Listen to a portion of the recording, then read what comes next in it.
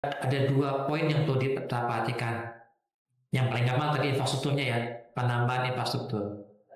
Tapi ada yang lain juga, aplikasinya perlu kita lihat. Pengalaman 11/11, 11 November atau 12 Desember itu transaksi bakal banyak ya. Iya. Menurut saya kalau yang load testing dan performance testing nggak bisa dibandingin. Sebenarnya itu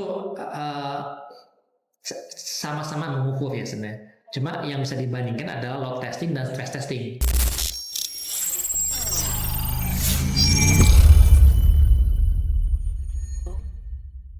Halo, selamat datang di episode kedua dari SV Talks with Expert to the Next Level.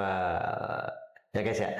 Nah, jadi saya Zizi sebagai host dan pelaku juga ya di topik ini. Sekali-sekali saya juga ikutan ngobrol. Jadi agak diskusi sekarang dengan Mas Okta, expert di bidang ini. Bidang apa ayo? Jadi sekarang kita hari ini membahas tentang performance and load testing.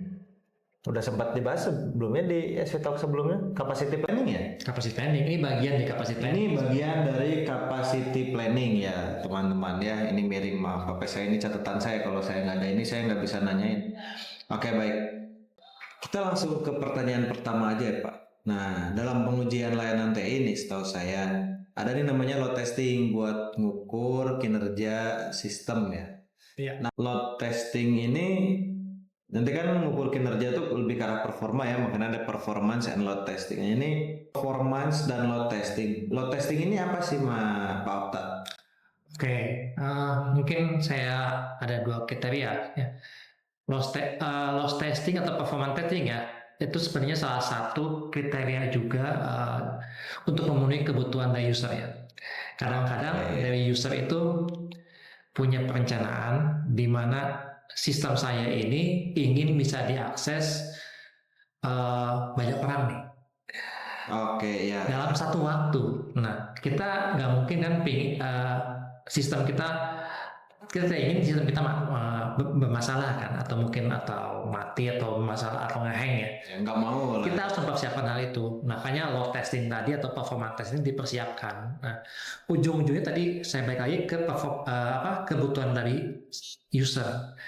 Misalkan user ada keinginan, saya ingin supaya sistem kita itu bisa diakses oleh mungkin dia punya user 100 orang dalam satu waktu ya.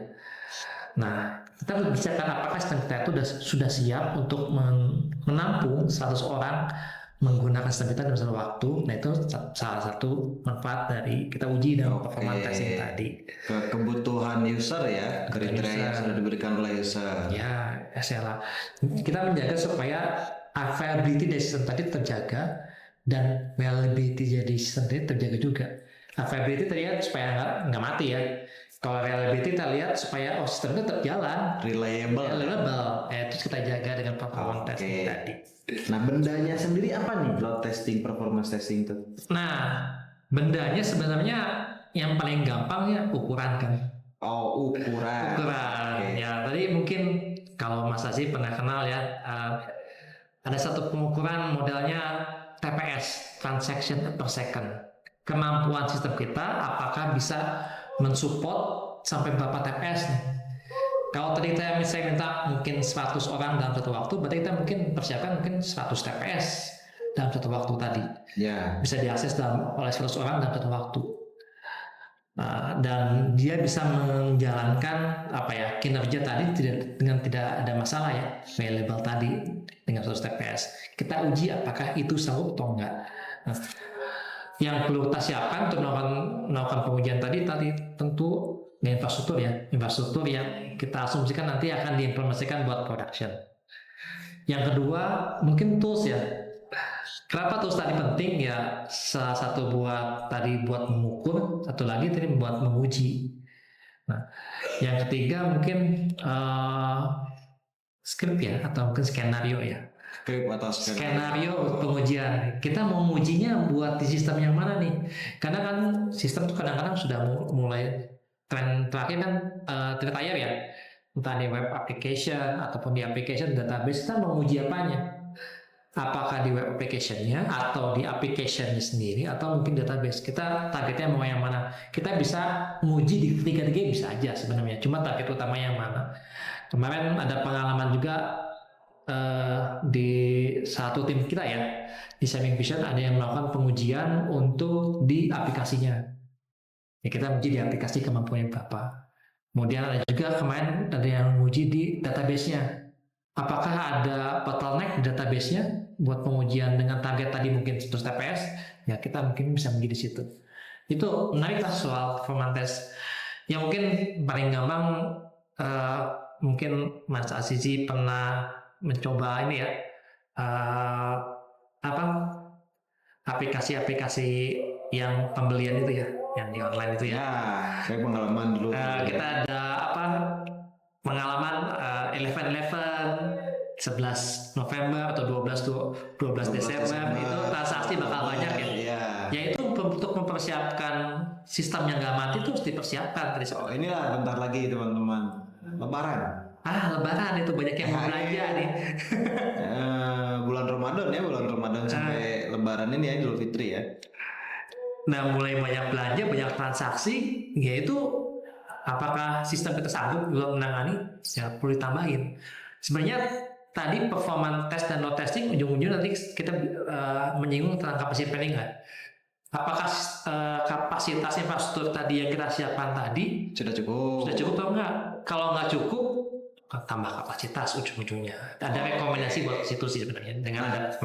Tadi kan Mas Akta sudah membicarakan terkait ini ya. Oh, jadi dimanggilnya Mas. Gak apa ya Mas. Nah, tadi ada toolsnya, ada datanya ya. Setelah itu di akhir itu ada skenario-nya. Tadi kita bicara terkait 11-11, 10-10, 12-12, Lebaran. Bulan Ramadan ya udah dekat lagi ya teman-teman, ini udah mau masuk Saban. Ini pas merekam nih, pas dirilis Saban ini. Nah, sebenarnya ya saya juga kan dulu pernah nih aplikasi pembayaran, aplikasi transaksi dibuat gitu ya. Setelah itu saya melakukan di situ ada load testing, Ujian performance. Saya buat tuh di situ skenario-nya, skripnya masing-masing. Nah, sebenarnya yang menurut Mas Okta seharusnya dilakukan dalam menerjemahkan bagaimana user. Jadi kan skenario itu bagaimana user menggunakan ya. Jadi kita mau pakai yang mana nih pas ngetesnya gitu. Nah, itu menerjemahkan pemakaian pengguna ke dalam atau user ke dalam skenario atau skrip ini. Jadi skenario yang mungkin ngomongnya gini ya, skenario yang di lapangan menjadi test script untuk testingnya gitu ya, itu seperti apa harusnya Mas Akta? Balik lagi tadi dengan kebutuhan si user ya. Kalau memang si user ingin kecepatan yang besar, kecepatan yang tinggi, ya kita mungkin mengujinya nanti ke web aplikasi atau ke aplikasinya. Ada juga yang kebutuhan user yang ini saya lagi-lagi handle satu perusahaan yang kebutuhan buat reportingnya lebih cepat. Berarti ke database-nya lebih cepat. Butuh ini ya. Misal kalau saya sekarang lagi megang project di perbankan itu, misal untuk laporannya ada yang bulanan cukup. Kalau ini butuh cepat gitu ya, laporan gitu. Itu ngaruh ya kapasitas. Nah, berarti kan nanti ada nih, mungkin kalau di saya aplikasi transaksi itu kan transaction per second tadi ya, TPS ya. Itu mungkin bahasa request per second gitu misal. Nah, setelah kita ngetes TPS ini, itu kita menerjemahkan ke dalam kapasitasnya seperti apa Mas Okta? Ya, sebenarnya kan kalau kapasitas tadi dari awalnya infrastruktur udah ada spesifikasi requirement ya. Ya. Dan infrastrukturnya yang disiapkan itu harus setara dengan yang kebutuhan tadi. Nah, kita uji nih tadi. Apakah dengan kapasitas yang diberikan tadi sudah mencapai belum target kita? Nah, kalau belum mencapai, sebenarnya ada dua poin yang perlu diperhatikan. Yang paling gampang tadi infrastrukturnya ya, penambahan infrastruktur. Tapi ada yang lain juga, aplikasinya perlu kita lihat. Nah, dulu kadang-kadang paling gampang itu disalahkan, oh infrastrukturnya kurang gede, infrastruktur kurang gede. Sudah ada penambahan infrastruktur, ternyata performanya segitu aja. Pertanyaannya, kemana nih isunya? Berarti ke aplikasinya. Kemarin saya bawa handle juga satu sistem ya, yang kita uji tentang performance-nya. Kita lihat nih dari sisi utilitas saat pengujian tuh, utilitasnya apakah penggunanya sudah tinggi nggak? Tinggi itu dalam arti sudah 80 atau mendekati 100% ya? Enggak sih, penggunanya biasa-biasa aja. Tapi ternyata sistemnya itu yang belum sanggup untuk ditingkatkan lagi. Ada masalah dari sistem juga, ada kemungkinan bisa dilihat dari hasil performance test tadi. Nah itu mungkin ya ini ya output dari performance test ya, masalah di infrastrukturnya atau ya masalah dari aplikasinya. Yang paling gampang disalahkan biasanya infrastruktur, tapi kan infrastruktur gampang banget ya. Infrastruktur dari tambahin atau kita bisa lihat dari utilitasnya belum terlalu besar, berarti aplikasinya. Kadang-kadang kita harus berani tuh, salahkan aplikasinya bisa diefisienkan lagi. Wah, ini jangan-jangan pernah kejadian ini Mas Okta. Tapi berarti nggak untuk testing ini implikasinya nggak selalu ke infrastruktur. Ya. Terkadang emang mungkin dari codingnya atau dari infrastruktur aplikasinya gitu ya yang mentok gitu mungkin ya. Ya, Jadi saya tuh saya ada hobi emang pernah merasakan itu, saya ada hobi ngulik musik ya Mas. Nah itu aplikasinya itu pada level tertentu pemakaian CPU saya itu padahal baru 30%. RAM, memori komputer saya itu baru 40%, tapi udah nggak bisa makin naik lagi, udah ngadat lah gampangnya, aplikasinya udah nggak mau ngapa-ngapain. Nah berarti ini ya nggak cuma infrastruktur tapi aplikasi juga bisa ada mentoknya di mana ya? Iya, jadi efektivitas atau efisiensi dari aplikasi itu dalam menggunakan resource-nya itu nggak efektif. Ya, oke, Jadi emang udah mentok aja gitu. Udah mentok juga, bisa juga dari teknologinya, teknologi yang nggak bisa dikembangkan lagi. Ya makanya teknologi selalu berkembang kan, cari teknologi yang bisa menggunakan resource dengan efektif lagi. Kadang-kadang itu isu. Kemarin pengalaman saya yang terakhir itu adalah isunya dari aplikasi ya, bahwa kita temuin dari aplikasinya itu ternyata standarisasi untuk membuat fungsi-fungsi di aplikasi nggak terstandar. Dalam arti ini kok banyak proses yang memanggil sistem terus, manggil sistem yang menyebabkan prosesnya agak lama. Ya, padahal kan dia bisa menggunakan, dia udah langsung ke akses ke database aja atau disimpan dalam satu tabel supaya proses pemanggilannya lebih cepat, maksudnya nggak dalam proses processing tadi. Oke, berarti bisa jadi database-nya, bisa dari hard disk-nya, model storage-nya, bisa pemanggilan sistemnya, model, berarti alur script dalam aplikasi juga sangat berpengaruh ya, betul. Dari coding awalnya ya, pada saat kita melakukan apa, dia manggil kemana, setelah itu manggil kemana, apakah nungguin, apakah langsung manggil ke semuanya, yang gitu-gitu ngaruh banget ya dalam ini. Oh ya, tadi kan Mas Okta juga ada nyebutin di awal, saya pingin aplikasi ini bisa langsung diakses oleh banyak orang tuh dalam waktu yang sama. Ngomongin reliability lah ya tadi. Nah itu sebenarnya selain TPS, selain transaction per second, dalam konteks performa yang dirasakan oleh user berarti ini ya. Nah itu ada ukurannya apa aja Mas Okta selain TPS? Selain dari TPS kan banyak ya, dari bisa lihat dari tadi responnya. TPS kan kalau TPS kan terlihat satu transaksi dijalankan di sistem, kemudian balik lagi ke user lagi kan, itu TPS. Tapi ada juga kecepatan suatu proses dari suatu aplikasi tadi. Misalkan kita ngehit satu sistem, berapa lama dia ngerespon itu juga responnya bisa kita ukur tuh di situ juga. Kalau saya main game tuh kayak ping gitu ya, pingnya. Iya betul. Pingnya berapa cepat sih kita lagi nih? Ya. Apakah dia cepat meresponnya? Apakah karena prosesnya di situ lambat sekali? Atau mungkin ada penuh banget dia di prosesnya, jadi antrinya banyak? Nah, Oke. itu bisa kita ukur. Nah tadi alat ukurnya juga harus bisa mengukur semua itu. Alat ukur, toolsnya ya, Toolsnya. toolsnya juga harus kuat. Nah ini biasanya di umum ini ada apa aja? Yang saya pernah pakai tuh baru locus, J-meter tuh. Itu ada, maksudnya alat ukur ini apakah ngaruh berarti ya? Kalau anggap aja ini yang pernah saya pakai nih, open ya dua-duanya ya. Ada locus, ada J-meter. Ini kalau untuk ngejar tadi TPS atau ngejar banyak orang yang akses langsung, mending yang mana nih? Sebenarnya keduanya bagus juga sih sebenarnya. Bagus. Tinggal pengalaman dari orangnya bisa menggunakan dalam arti dan bisa mengartikan apa hasil dari kedua tools tadi ya sebenarnya. Oke, selain itu ada tools lain nggak mas? Kalau nggak salah ada sih ya, cuma kita pengalaman dua itu sih yang paling sering dipakai sih. Yang paling sering dipakai Pakai ya? sih J-meter sama si locus tadi.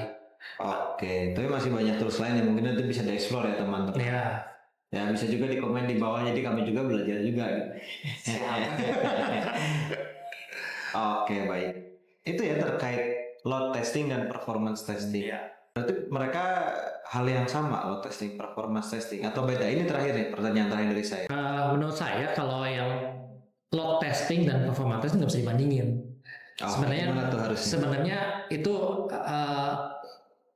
sama-sama mengukur ya sebenarnya. Cuma yang bisa dibandingkan adalah load testing dan stress testing. Nah ini baru nih, ini kan performance and load testing, tapi ternyata harusnya load testing dan stress testing. Stress testing. Berarti itu dua-duanya masih performance testing. Itu bagian dari performance test, betul. Oke. Cuma Bedanya apa tuh? caranya agak beda. Nah kalau si stress testing itu sebenarnya kita dengan info saat ini kita ingin tahu maksimumnya berapa pencapaian dari contoh TPS ya, dari sistem tadi bisa mencapai berapa banyak sih TPS-nya yang bisa dicapai. Itu load testing, stress testing ya. Nah untuk load testing tadi sebenarnya kita ngecek nih dengan misalkan beban yang kita masukkan berapa, kira-kira ini sanggup enggak? Oke. Jadi kalau ini mencari ketahanan maksimum, kalau si load testing tadi sebenarnya apakah beban yang kita masukin ini cukup atau enggak? Tujuannya hanya untuk kalau testing adalah sanggup atau enggak, tidak mencapai akhir ya.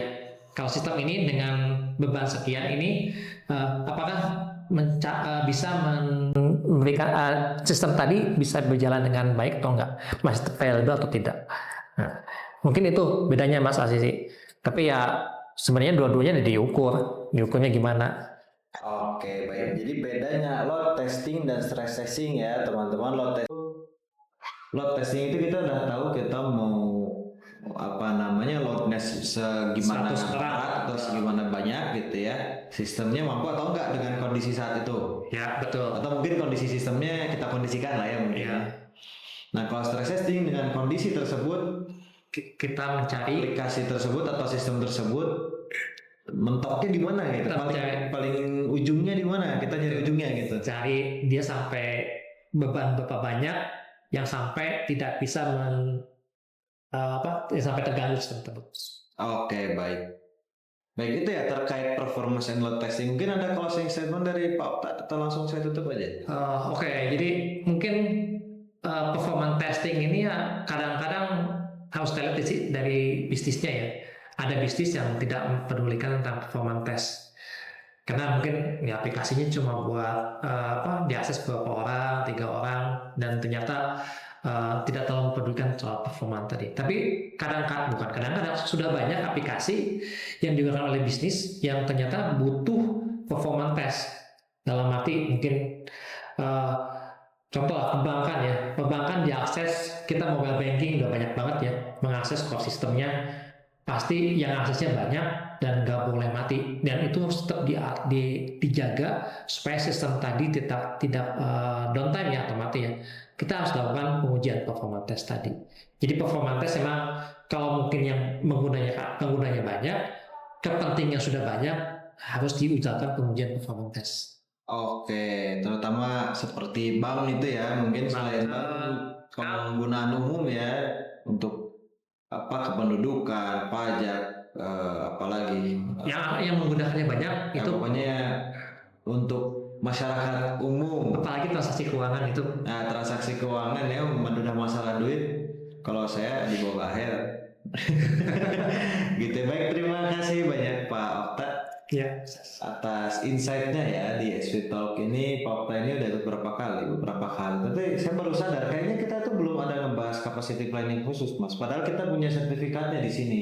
Jadi Sharing Vision ini memiliki sertifikat capacity planning, CISP ya. Certified IT Capacity Planning Expert. Ya. Ya gitu ya, CISP. Mana logonya? Ya, ini bagian Atas dari atau bawah gimana Mas? bagian dari CISP, Mas. Ya ini logonya ya. Oke baik, terima kasih banyak teman-teman semua, pemirsa semua telah join ya di SV Talks kali ini. Jangan lupa di like, subscribe, komen, dan dipencet loncengnya supaya kalau misalnya ada SV Talks baru dari Sharing Vision Indonesia, teman-teman semua dapat ya. Karena ini juga topik terkait capacity planning ini masih banyak topik lanjutan nih yang belum kita sempat bahas ya. Mungkin di waktu lain bisa kita bahas. Oke baik, terima kasih banyak teman-teman semua. Dadah, selamat bertemu lagi di SV Talks. Ya, selamat pagi.